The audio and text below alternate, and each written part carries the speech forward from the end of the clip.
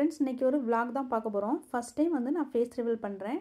So இந்த மாதிரி பண்ணுறது உங்களுக்கு பிடிச்சிருக்கு அப்படின்னா சப்போர்ட் பண்ணி லைக் பண்ணுங்கள். அப்படி இல்லைனா பழைய மாதிரியே வீடியோ போடுறேன். நெக்ஸ்ட்டு பார்த்தீங்கன்னா இன்றைக்கி வந்து சண்டே எடுத்த வீடியோ தான் இன்றைக்கி வந்து உங்களுக்கு போஸ்ட் பண்ணுறேன். ஸோ பார்த்தீங்கன்னா நான் இன்றைக்கி வந்து பார்த்திங்கன்னா லஞ்சுக்கு வந்து இன்றைக்கி வந்து ஃபிஷ் தான் வாங்கி வச்சுருக்கேன். நான் வந்து பார்த்திங்கன்னா முந்தின நாளே வந்து ஃபிஷ் வாங்கி நல்லா க்ளீன் பண்ணி ஃப்ரீசரில் போட்டு வச்சுட்டேன். என்ன மீன் வாங்கினேன் அப்படின்னா சீலா மீன் 1 kg வாங்கியிருந்தேன். அப்புறம் மஞ்சப்பாறை மீன் சொல்லுவாங்களே அது ஒரு 1/2 kg வாங்கியிருந்தேன்.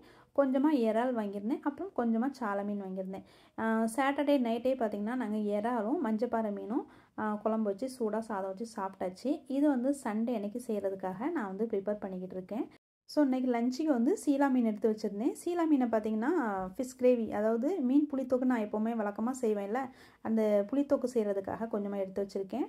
மீன் புளித்தொக்கு நம்ம ஏற்கனவே நம்ம சேனலில் அப்லோட் பண்ணியிருக்கோம். 2 வீடியோ அப்லோட் பண்ணியிருக்கோம். வீடியோ போயிட்டு சேனலை சப்ஸ்கிரைப் பண்ணிவிட்டு செக் பண்ணி பாருங்கள் ஃப்ரெண்ட்ஸ்.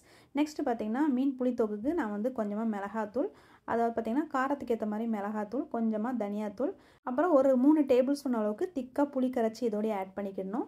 ஆட் பண்ணிவிட்டு கொஞ்சமாக உப்பு சேர்த்துட்டு நல்லா வந்து பிசைஞ்சு வச்சுக்கிடணும். கொஞ்சமாக தண்ணி தெளித்து நல்லா பிசைஞ்சு ஒரு 10 நிமிஷம் 1/4 மணி நேரம் நல்லா ஊற விட்டுறணும். எங்கள் வீட்டு பக்கத்தில் உள்ள மார்க்கெட்டில் பார்த்திங்கன்னா சண்டே போகிறத விட முந்தின நாள், அதாவது சாட்டர்டே பார்த்திங்கன்னா மீனோட விலை வந்து ரொம்ப கம்மியாகவே இருக்கும். அதனால தான் பார்த்திங்கன்னா நான் முந்தின நாளே வாங்கி நல்லா க்ளீன் பண்ணி ஃப்ரீசரில் போட்டு எடுத்து வச்சுட்டேன்.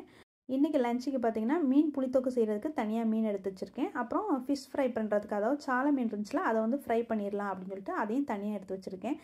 சாலை மீனுக்கு பார்த்திங்கன்னா காரத்துக்கு ஏற்ற மாதிரி மிளகாத்தூள் ஆட் பண்ணிவிட்டு கொஞ்சமாக தனியாத்தூளும் ஆட் பண்ணிவிட்டு கொஞ்சமாக டேஸ்ட்டுக்கு ஏற்ற மாதிரி உப்பு சேர்த்துட்டு கொஞ்சமாக புளி சேர்க்கணுன்னா சேர்த்துக்கலாம், இல்லைனா ஸ்கிப் பண்ணிக்கலாம்.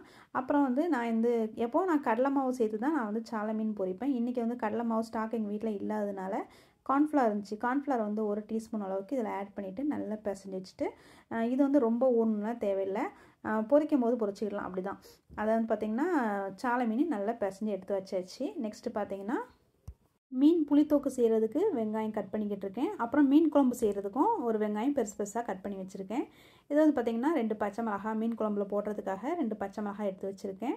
மீன் புளித்தொக்குக்கு பார்த்திங்கன்னா 10 நிமிஷம், மினிமம் 10 நிமிஷம் வந்து மீன் ஊற வச்சோம்னா நல்லாயிருக்கும். அப்படி இல்லை உங்களுக்கு டைம் இல்லை அப்படின்னா நீங்கள் வந்து மீன் ஊற வைக்காமல் டைரெக்டாகவே நீங்கள் புளித்தொக்கு செய்ய ஆரம்பிச்சிடலாம். நெக்ஸ்ட்டு பார்த்திங்கன்னா நான் வந்து இது எல்லாமே வெங்காயம் எல்லாமே கட் பண்ணி வச்சாச்சு. சாப்பாட்டுக்கு ரைஸ் ஆல்ரெடி ஊற வச்சுருக்கேன்.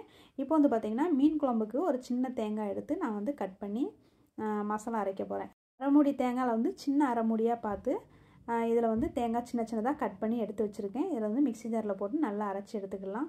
இது கூடவே பார்த்திங்கன்னா ஒரே ஒரு தக்காளி சேர்த்துக்கிட போகிறேன். அண்ட் பார்த்திங்கன்னா வெங்காயம் நம்ம பெருசு பெருசாக ஒரு பெரிய வெங்காயம் கட் பண்ணி வச்சுருக்கோம். அந்த வெங்காயத்தையும் இது கூட சேர்த்துட்டு நல்லா ஃபைனாக அரைச்சி எடுத்துக்கணும்.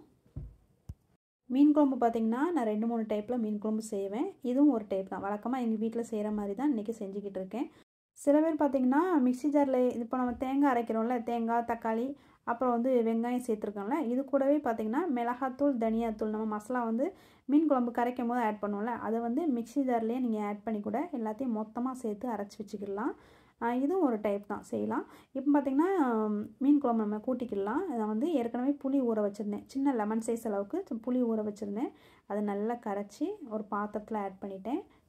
எப்போவுமே பார்த்திங்கன்னா மீன் குழம்புக்கு புளி கொஞ்சம் தூக்கலாக டேஸ்ட் இருந்தால் தான் நல்லாயிருக்கும். ஸோ அதுக்கேற்ற மாதிரி நான் புளி ஆட் பண்ணிக்கிட்டு இருக்கேன். யூஸ்வலாக பார்த்திங்கன்னா நம்ம சண்டே அன்னைக்கு மோஸ்ட்லி எல்லார் வீட்லேயும் மீன் தான் வைப்போம்.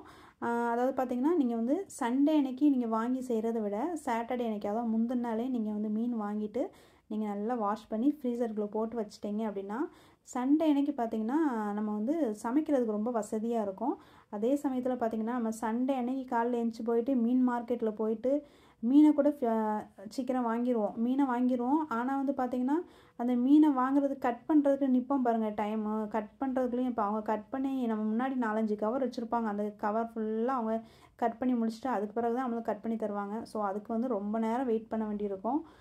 இதுக்கு பார்த்திங்கன்னா நீங்கள் முந்தின நாளே நீங்கள் வந்து நல்லா வாஷ் பண்ணி ஃப்ரீசரில் ஸ்டோர் பண்ணி வச்சிட்டிங்க அப்படின்னா டைமும் சேவ் ஆகும். சண்டே அன்றைக்கி நம்ம ரிலாக்ஸாக சமைக்கலாம்.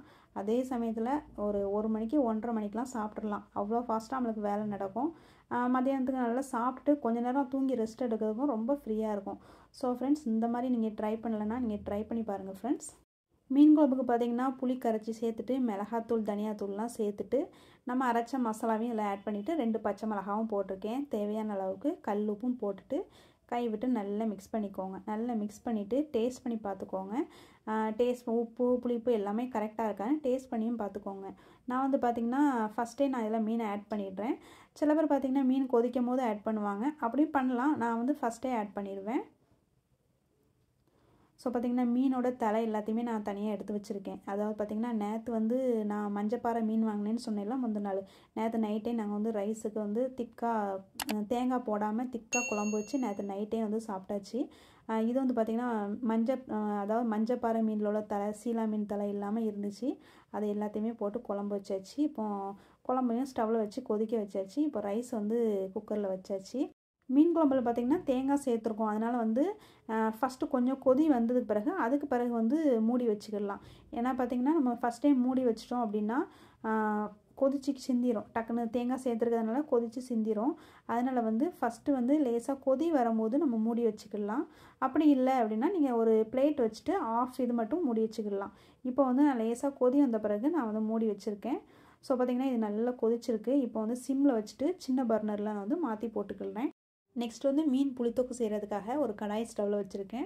இதில் வந்து பார்த்திங்கன்னா கடலெண்ணெய் இல்லைனா நல்லெண்ணெய் சேர்த்துக்கலாம். இன்னொரு கடாயில் பார்த்திங்கன்னா அதாவது இன்னொரு பேன் வந்து ஸ்டவ்வில் வச்சுருக்கேன். இதில் வந்து பார்த்திங்கன்னா ஏற்கனவே நம்ம சாலை மீன் வந்து நம்ம மேரினேட் பண்ணி வச்சுருக்கோம். அதை வந்து அதில் பொரிச்சிக்கலாம். ரெண்டையும் ஒரே டைமில் தான் செய்ய போகிறேன். கடலெண்ணெய் தான் இதில் ஆட் பண்ணியிருக்கேன். எண்ணெய் வந்து நல்லா சூடான பிறகு கொஞ்சமாக கடுகு சேர்த்துட்டு பெரிய வெங்காயமாக பார்த்து எடுத்துக்கோங்க. பெரிய வெங்காயத்தை நல்லா பொடி பொடியாக கட் பண்ணி இதில் ஆட் பண்ணிவிட்டு இதை வந்து நல்லா வந்து கொஞ்சம் ப்ரௌனாக வரணும். அந்த ஸ்டேஜ் வரைக்கும் நல்லா வதக்கிக்கிடணும். ஓகே, வெங்காயம் வதங்கிக்கிட்டு இருக்கட்டும். இப்போ வந்து இந்த பேனில் வந்து எண்ணெய் நல்லா சூடாயிட்டு நம்ம ஏற்கனவே மேரினேட் பண்ணி வச்சுருந்த சாலை மீனை வந்து இதில் போட்டு பொரித்து எடுத்துடலாம். சாலை மீன் பார்த்திங்கன்னா நீங்கள் கார்ன்ஃப்ளவர் தான் இதில் இன்றைக்கி ஆட் பண்ணியிருக்கேன். நீங்கள் கார்ன்ஃப்ளவர் ஆட் பண்ணதை விட கடலை மாவு கொஞ்சோண்டு சேர்த்து நீங்கள் இந்த மாதிரி பொரிச்சிங்கன்னா டேஸ்ட் வந்து அட்டகாசமாக இருக்கும். எப்பவும் பார்த்திங்கன்னா நான் கடலை மாவில் தான் பொரிப்பேன். ரொம்ப நல்லாயிருக்கும். நீங்கள் ட்ரை பண்ணி பாருங்கள் ஃப்ரெண்ட்ஸ். கார்ன்ஃப்ளவர் சேர்க்குறத விட கடலை மாவு சேர்த்து, கடலை மாவு ரொம்ப ஜாஸ்தியாகவும் சேர்க்கக்கூடாது.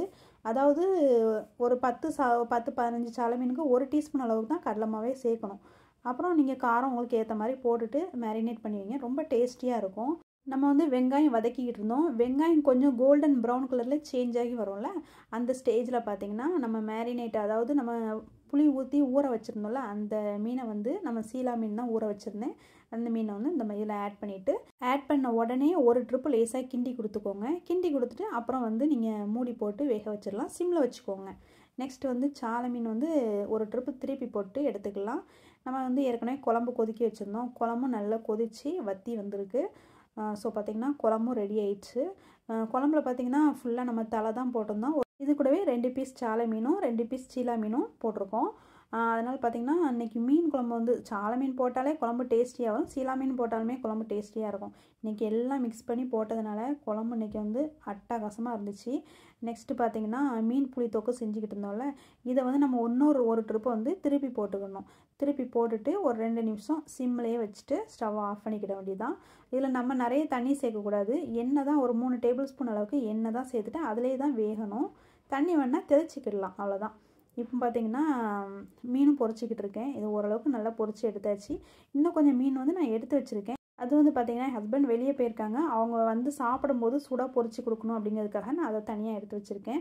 இது வந்து பார்த்திங்கன்னா எனக்கும் பிள்ளைங்களுக்கும் தனியாக பொரிச்சிக்கிட்டு இருக்கேன். அதனால தான் கம்மியாக போட்டு பொரிச்சிக்கிட்டு இருக்கேன். ஸோ பார்த்திங்கன்னா இவ்வளோ தான் எங்கள் வீட்டில் இன்றைக்கி வந்து மதியம் லன்ச்சு. சண்டே அன்றைக்கி சிம்பிளாக இவ்வளோ தான் லன்ச்சு. ரொம்ப டேஸ்டியாக இருந்துச்சு. சாலை மீன் வந்து உடம்புக்கு ரொம்ப நல்லது. நீங்கள் எங்கே எப்போ பார்த்தாலுமே சாலை மீன் வந்து அடிக்கடி நீங்கள் வந்து சாப்பாட்டில் சேர்த்துக்கோங்க.